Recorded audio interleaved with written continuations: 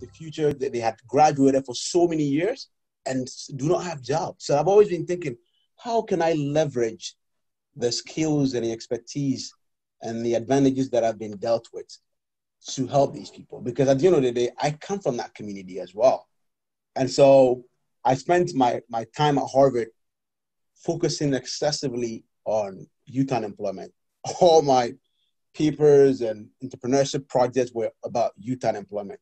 But you know, one of the things I realized, I think sometimes there's a bit of a top-down. You have a superficial understanding of the issue if you're not there yourself. So I went back to actually engage with the people who are doing the work. Because granted, there's always that, oftentimes when people get to lofty positions in life, they come back trying to talk down on people. I didn't want to approach it that way. Because granted, there are people who are doing work in Ghana much, much better than I am doing, who aren't being recognized. And I think it's important that all those people are recognized. And so I went there, had conversations with them, and to see what I can do. And so for me, the issue revolves around not only like mentorship and support, but also, you know, financial inclusion, providing venture capital and small business loans to women, to the rural poor, to people who are vulnerable. And even as my colleague Franck mentioned, even literacy, financial literacy, because you can dish out money to a lot of these young men, but if they don't know how to manage it, that's a problem as well. And so for me, all of us coming together, this is a collective goal. So I don't want this to be sort of it's not just Mark Sarbah, it's all of us. It's a collective issue. And I think with the strength of all of us, just like a broom, when you bring all those together, it's stronger and firmer. And with that, I think we can move forward. It's wonderful.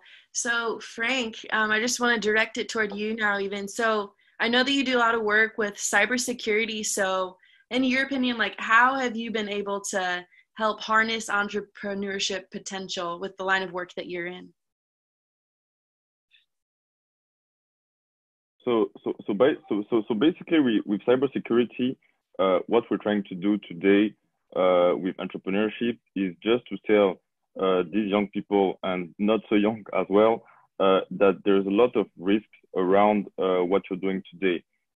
Even when you're dealing with all the new financial means that you have, with the electronic wallet, even with your bank accounts and everything around your financial management, there are a lot of risk as well. And cyber criminals today are working really, really hard. And the crisis that we're in now with the COVID-19 has showed that there is no rest even in this period. So it's very important for us through cyber ops, like I explained, to raise awareness around this risk and to explain the best practices and the best things to do to remain and to be safe.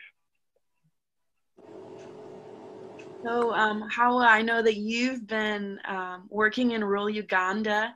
So how has financial inclusion been harnessed for entrepreneurship potential with your line of work?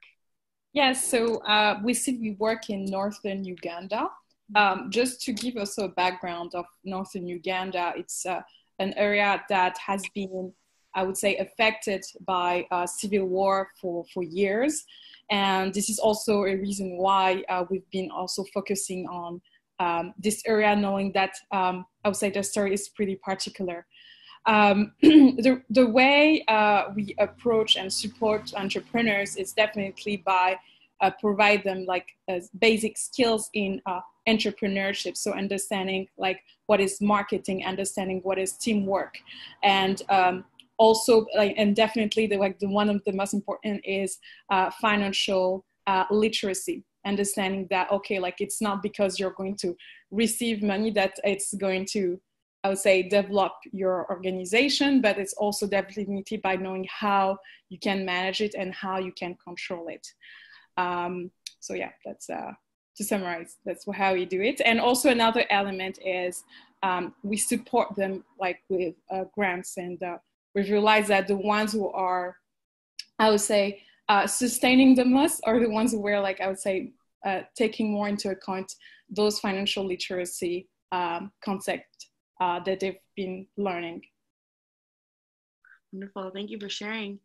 So we also have Stephen. He's been working with FinMango, and he's been working with a Fincubator, and he's a program designer for it. So Stephen, what were the important components to harnessing entrepreneurship potential, even when you're working with FinMango? Yeah, thank you. For us at FinMango, as most of you guys know, we are mostly in financial literacy, in education. And so for us, there were three, I would say, components to designing of the program. And the first thing was mentorship. So we believe this is like a theme that's been going on, and that's why we're doing even this conference, because we believe everyone on this panel and everyone that is a speaker for these panels is a potential mentor for some of the Africans that are being raised up in this hour. And so mentorship was very key for us, because we have experienced the truth that when you have a mentor that's able to guide you, that's already been where you're trying to go, you're bound to be successful. And that's the thing that we see. There's a lack of mentorship where you have an ownership mentality, right? Like you grow up and then you take care of the others that are coming behind you. And so that was the first thing. So finding a good environment for mentorship. For us, that was educational system, because when you have a school, primary or secondary schools, you have people who are able to come in, teachers, you have, parents, you have after school, programs, you have NGOs that are trying to help, and then us as FinMango coming in and trying to be part of the puzzle.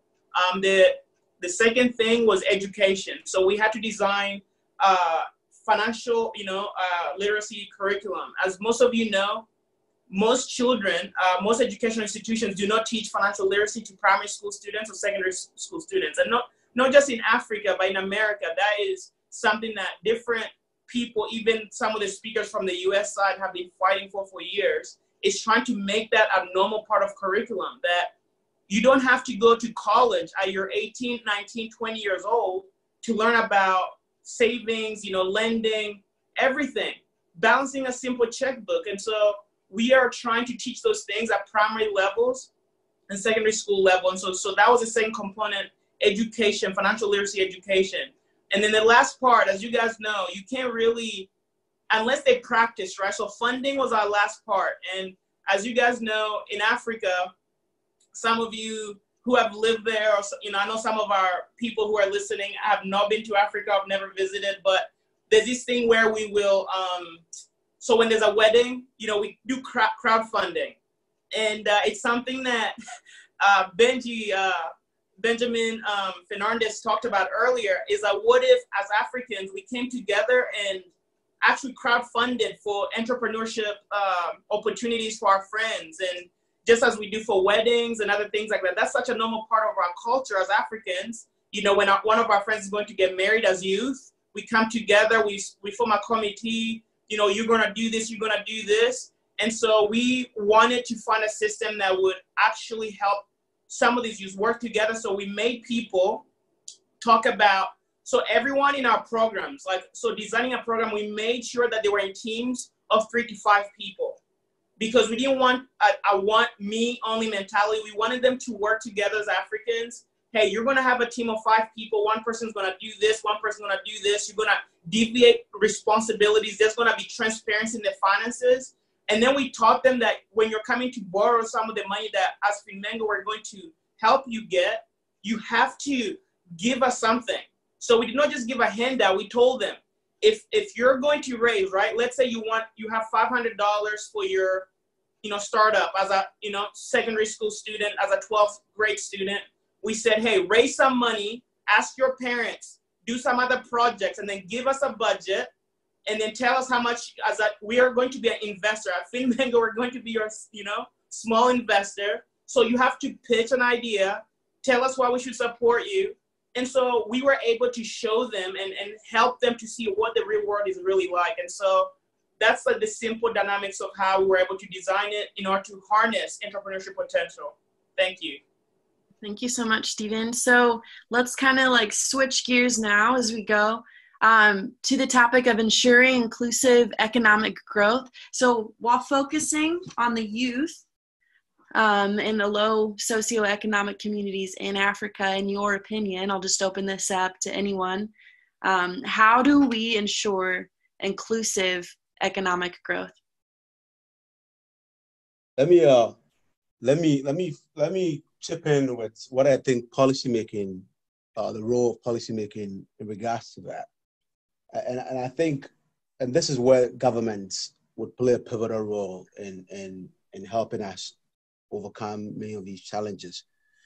And I think historically, if you would agree with me, the narrative, as far as Africa is concerned, as far as development on the African continent is concerned, has always been sort of top-down aid approach where we're getting handouts from the IMF, the World Bank, lots of United Nations organizations and organizations of the sort.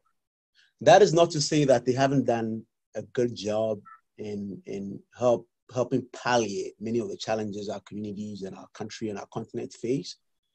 But I believe that for us to really, really overcome the challenges we face, we would need to focus on ourselves, co-create within our own countries. And that is where government can come in with sort of government policy.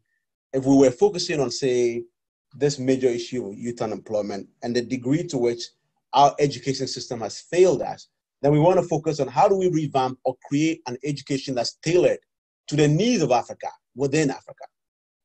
So how do we have policies, educational policies where entrepreneurship and education skills are sort of mandatory in the curriculum from like high school to universities and things of the sort? How do we even incorporate, like as some of you had mentioned, financial literacy into our curriculum? Because these are some of life's most basic and most important skill sets that aren't taught in school. It's sort of like marriage, right? All of us would get married someday, but we have no idea how to do it. So I believe that government policy, particularly on the African continent, and how a lot of these international organizations can sort of help not only dump money, but work with African governments, and then governments in turn work with the citizens to understand the major issues and to be able to appropriate many of these resources to the right problems so that collectively we can solve the challenges and create economic freedom for many of the countries on the continent. If you allow me to jump in, Alicia, I 100% fully agree with Mac. I think that the government really has a role to play in order to help the youth and the low socioeconomic communities to be part of the inclusive growth.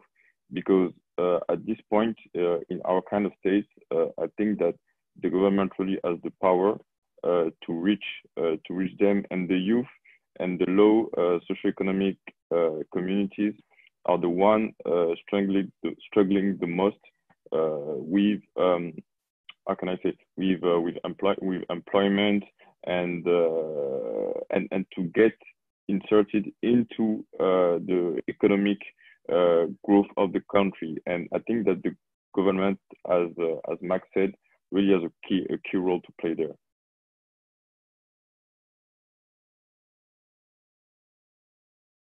Anyone else? You're just free to jump in whenever. I mean, I'm just gonna confirm and agree with what Franck and Max said. And it's also important to understand that for financial inclusion, it's like a multi-stakeholder, I would say, issue and priority. So we, of course, have the government that has to make policies adapted to the needs, and also for example, regulation on financial services with the increase of new digital innovation. We also have to understand that our academic system has to be adapted to the needs that we have for the next years, right? So financial inclusion, financial literacy and entrepreneurship has to, I would say, be key skills in the academic, in the academic curriculums, I would say. Because this is actually what we need when for example, I'm thinking about Uganda, which is one of the most entrepreneurial country in the world. One of the reasons why is because there is not that much jobs after they graduate. So like one of the options that they have is like running their own business. But like most of the businesses that are like started do not have even their first anniversary, right? And we know that most of the people are still into entrepreneurship. So that's why it's like, I would say even more important to integrate financial literacy and entrepreneurship into the academic curriculum. So for me, when I think about how can we create inclusivity in economic growth, when I look at Africa, so I live in Asia, some of the more developing countries, we see a lot of exclusivity, and I know that I am part of that even because I come from privilege as far as like, you know, in Africa, and I look at myself and the blessing I have, and I think when I look at this question, I have one word, and that's ownership. I believe that and it's something, because like I've been on the panel there with other African leaders, and we are talking about us taking ownership for our own problems and some of the issues of exclusivity, and seeing that, you know, if our brother's suffering, it's my suffering, and not having that idea that West versus East or versus, you know, I mean, we're all together, and really creating, I think, networks that we can work with the Ivory Coast, we can work with Nigeria, what's working, what's not working. You know, we're working with Ghana, we're working with Senegal, we're working with Kenya. What are these countries doing? What are some of the key thought leaders? What are some of the policymakers? What's working, what's not working? Instead of competing, really having just include, like where we work together, taking ownership, working together to solve the same problems. Wonderful, thank you. So yeah, just even according to statistics, Africa actually has the largest demographic of youth in the world. There's actually over 60% of people who are under the age of 35, and 50% are under the age of 18. And the majority of these youth, as we know, they're not actually financially literate. So Franck, I want to direct this question toward you. So with so many financial illiterate Africans getting digital wallets, what are the security risks in this? And what are actually maybe even the dangers of quick innovation in fintech?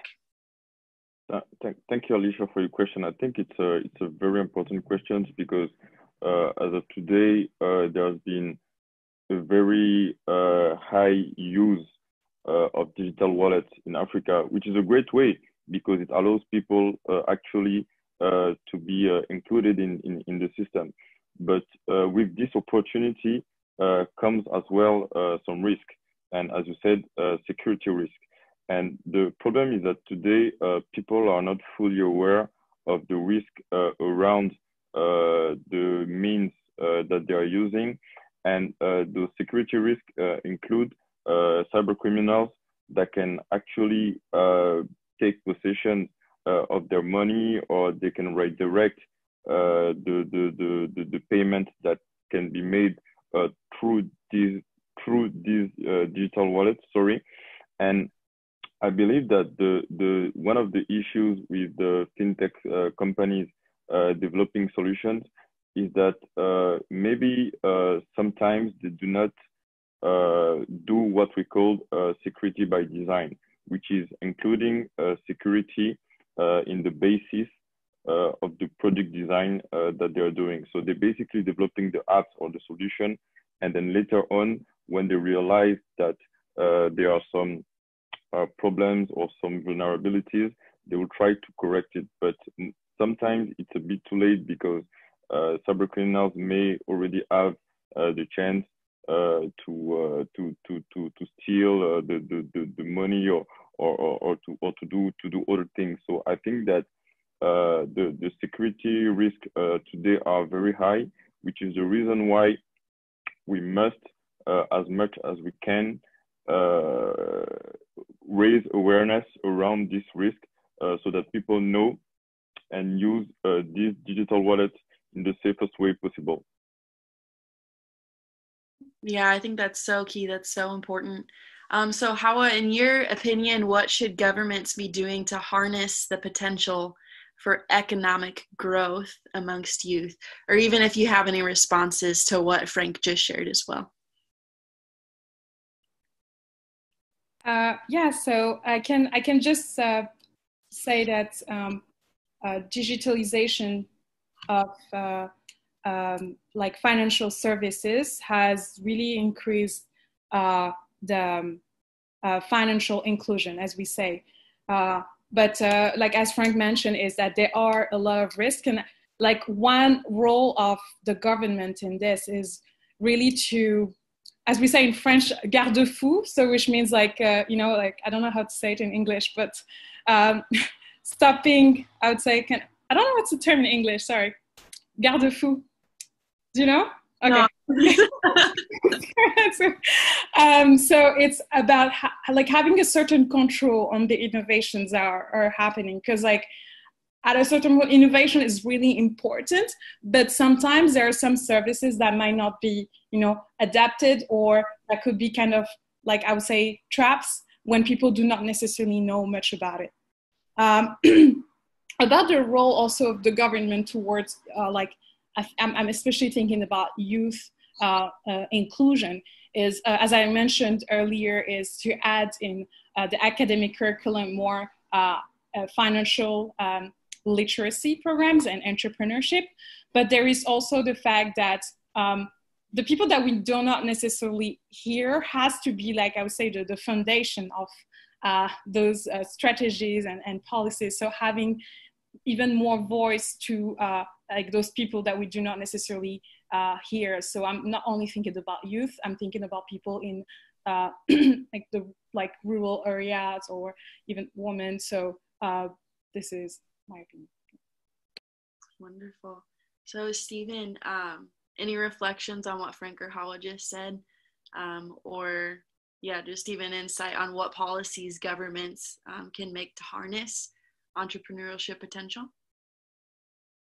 Yeah, so for me, my specialty is in education, so I would go there first. I think that governments in Africa can really emphasize what it's like the education, just leadership and policymakers in education, just like creating holistic curriculums for our primary and secondary schools.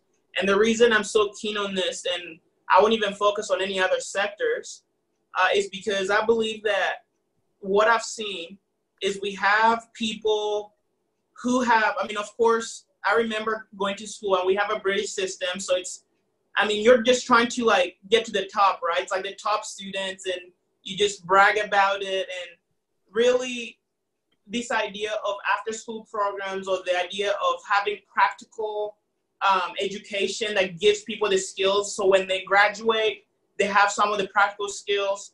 I think that's really missing in our education system.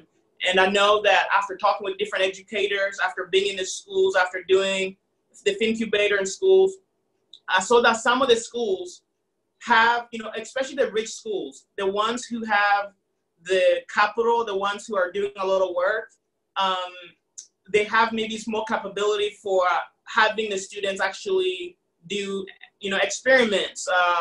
So for entrepreneurship potential, I'm just going to ask, like, you can't teach someone to ride a bike by teaching them what the parts of a bike only. You know, after school, they could know every part of a bike. They could know what a bicycle is called, what every technical term. But when they graduate high school, they'll still not know how to ride that bike. They will not know how to use it because they never were taught. They were not given an opportunity how to deal with the bike, how to work it, when it breaks down, what happens. And I think that's where we have to have some policy changes to tweak a little bit instead of just like information and, you know, giving so much information, giving people practical things. Our students, so when they graduate even a simple high school degree, they have practical steps to move forward. And that's where I think people like, Frank's family in Ivory Coast with Future Africa, they're doing a lot of work, in helping the people of, Ivory Coast. You have Max Sarbah, the Sarbah Foundation in policy development. Honestly, Sarbah will have a better answer than me when it's looking at inclusivity. And, we have Hawa, who's doing so much in places where no one else is going. I believe these educational policies that we're doing, thought leadership in these areas, is what's actually going to change and help us harness this entrepreneurship potential. Yeah, definitely. That's really powerful. McLean, I am curious just even how you view all of this, maybe even giving us kind of a summary of this discussion around this topic. So what can policymakers and social enterprises do to ensure that financial inclusion strategies involve the youth, in your opinion?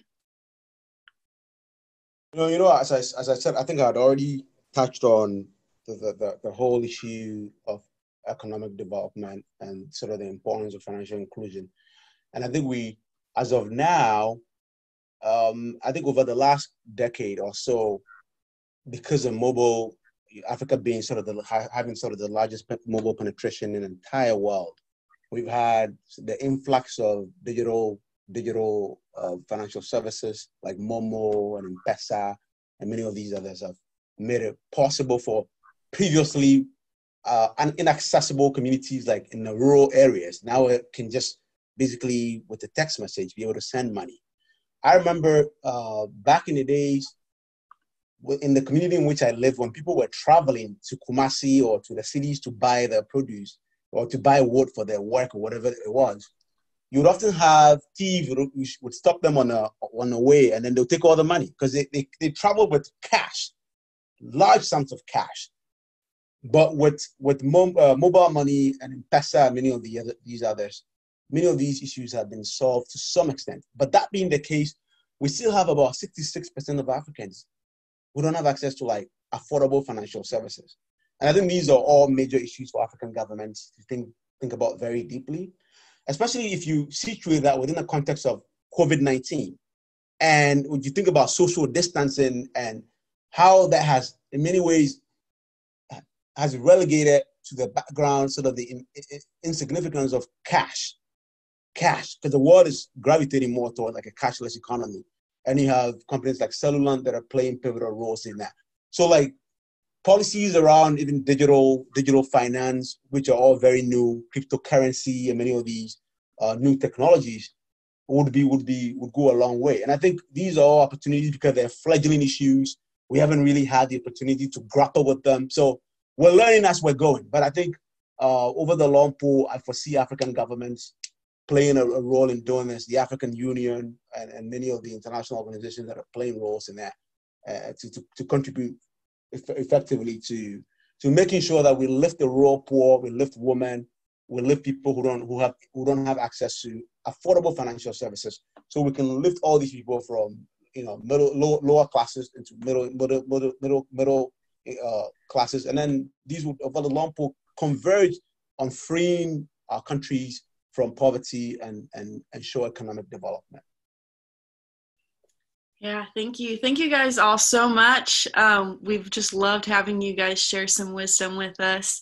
I want to actually go into a time right now of Q&A with the attendees that are listening in. So if you guys are on the Zoom chat right now, you can go ahead, just type in your questions, and we'll go ahead and go into a time of Q&A. But in the meantime, while we're waiting on some questions to come, is there any questions that you guys have for one another within the panel?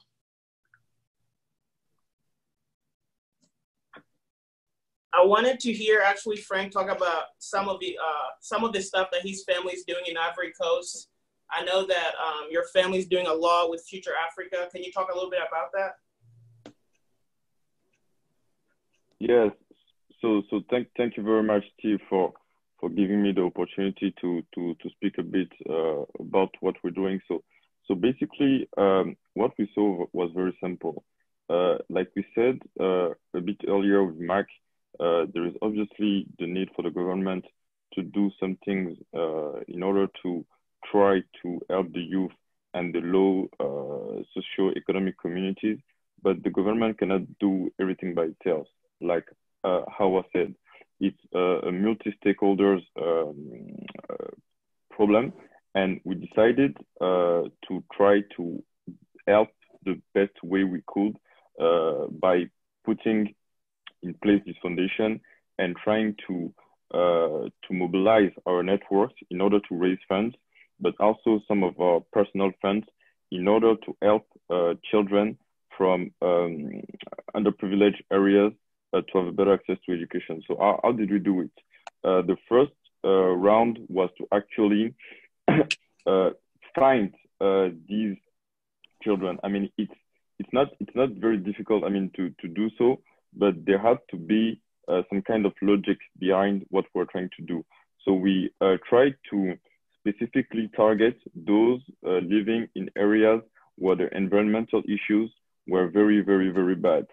So what we're trying to do is to actually improve the conditions of where they are actually studying by refurbishing the schools and offering the material, the school kits, the books, to help them have this, what we think is basic, but some of them do not even have. So that was the first part. But the second part was as well, try to give the chance to the best ones from these schools to get a better education, because you know, some of these children are very, very, very smart, but they do not get the chance to go to good schools simply because their parents cannot afford it. So what we decided to do was to put in place like a championship, if I can say, like a challenge, a math and French challenge.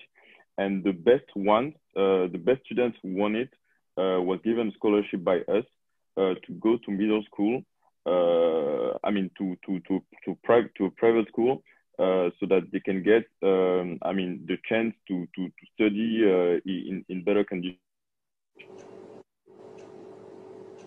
Thank you. In charge by us. So the first year we started with one school. Today, I think we have around 10 schools.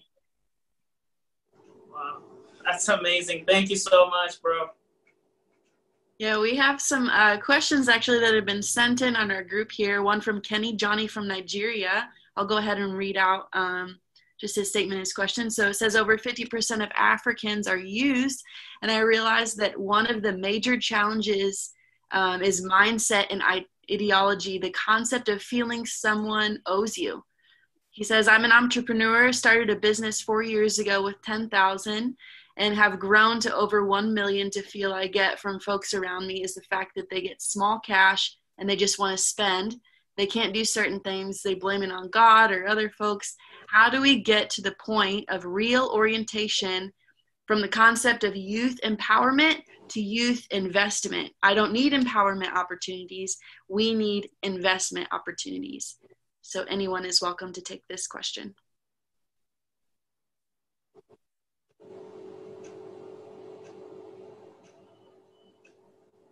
Steve, you want to take it? Because I mean, I guess that's it's right up your alley, isn't it? But I could shed light on it if you want to. Yeah, yes, please. Yeah, you go ahead. Go ahead, bro. Yeah, I think there's in many ways, our culture there's a cultural underpinning to many of the issues we face as well. You know, in as much as we've talked at length about the inadequacy of the education system, I think we have cultural characteristics which in many ways also curtail our ability to help many of our young people, especially one. I don't know about Ghana, but Nigeria, but I can speak for Ghana. I think one of the things is when young people, oftentimes, because of the hierarchical nature of our communities and so much of an insistence on respect for the elderly, which I think is great. Sometimes it prevents young people from being bold and assertive and ambitious, you know. And I think sometimes we have a difficulty drawing the line between confidence and arrogance, you know, in our communities. So I think us being able to empower our people, I think many times we feel that we're at the village. We feel that we don't have the ability to do great things, you know, to achieve our goals. And I think reconscientizing us so we can free ourselves from this slavery and prison. Because I think when you grow up in poor communities, that's what you see. If a child grows up in, like, let's say, a Chestnut Hill, which is an excessively wealthy community in Boston, the mindset is different. They're used to seeing Lamborghinis and all of that. And that's not to say that's like the sole marker of success, but the person somehow believes is a right, you know? So I think helping our young people see that there is the potentiality in them and that whatever they believe in has placed the ability, the know-how in them to rise to the occasion. I think when we come to that realization that we can do it, where we don't have to rely on foreign resources, of course, a bit of help here and there is good, but it's within us. You know, if you come to that realization that it's within you to do great things, then you would embrace that and begin to think about how you, if you saw trash at a particular place in Lagos or in Abidjan or things of the sort, or you saw issues, you wouldn't be waiting for government. You would see that, okay, maybe I can do something about this. And in the process of doing that, I might, one, be creating jobs for myself, and two, be able to employ other people. And then collectively, when you think about that, in the grand scheme of things, we're doing amazing and wonderful and magnificent things. So I think in many ways, that mindset thing goes a long way. And then to touch on the point he talked about, people wanted to spend money. I think our communities can be slightly tilted towards showmanship and all of that, even though you don't have the resources. People want to show off and dress nice. Like in Congo, you have this group of people who are always wearing suits, like collared suits and all these. It's like a particular club. So like the showmanship. But, you know, we have to come to a place where we're able to embrace low beginnings and struggle and failure, where we don't have to like show off in the beginning, like believe in the process and putting in work from low beginnings. As the young man mentioned, he started from $10,000 to $1 million. Think about what that means. If we can have 100 of those, 1,000 of those, 1 million of those kinds of people on the African continent, in the grand scheme of things, think about what that means for the continent. That's what as much as I would add to that. Yeah, so I will jump in for the other two questions because I know we're running out of time here. But yeah, so you had a follow-up question of how about just digital wallet that can work all across Africa. I just sent you a private message, but look at Zazu in Zambia, look at Nala Money and also Cellulant and what they're doing. This last year, Zazu in Zambia, they just came with in a partnership with MasterCard to allow digital wallets and virtual cards to allow Africans to transact globally with their digital wallets. So, you know, you're starting to see more innovation in that area. And then I think there was like another question from, about behavioral finance in your program. So the Fincubator for us, I don't know, you guys have heard about dream boards and how giving people a dream, right? I think sometimes people don't have dreams, so they don't have discipline. If you don't have a dream for the future, then you can't have discipline for today. I think that all of us are emotional. All of us buy emotionally and spend emotionally. So I think the key is giving people a dream and a plan to achieve those dreams, and that will help a little bit. But we always will remain emotional because we're human. So those will be my answers. That's wonderful. Thank you. Thank you guys so much for joining us today. Honestly, so good to hear from you all and hear just even from your respective locations, even your respective companies on your insight on this topic. So thank you guys for joining with us. We're so grateful to have you. Thank you for coming. Thank you very much, Alicia. Thank you all for being on. Thank you very much, Alicia. Thank you all. Thank you all as well. Thank you. Great pleasure. So the next thing that we're just going to be transitioning to as our panelists head out is another keynote speaker. So this next keynote, her name is Linda Afing-Kwasi, and so she is going to be speaking on the topic of financial inclusion for women entrepreneurs. So for those of you that are just joining in, my name is Alicia Wright. I'm an education advisor here at FinMango. And as Linda comes on, I just want to share a little bit about her. She's a former banker and founder of Kazine, a firm specializing in training, coaching, and networking conferences. The process of creating African leaders and encouraging the inclusion of women is the core of her business, which she tries to achieve by her coaching and training sessions. Passionate and rigorous, Linda has